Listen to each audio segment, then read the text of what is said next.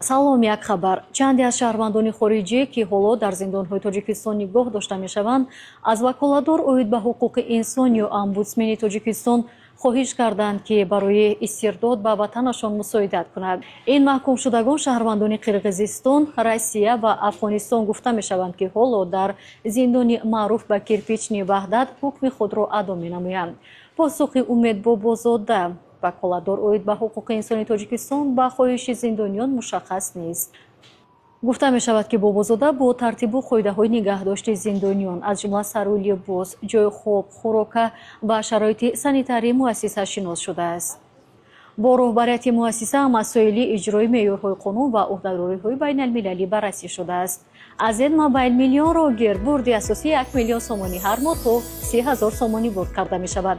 бо 3,5 сомонӣ агар рамзёбӣ хар ва иштирокчӣ бозӣ бурднок шав, Зед Мобайл аз 100 то миллион 1 қадам роҳ аст.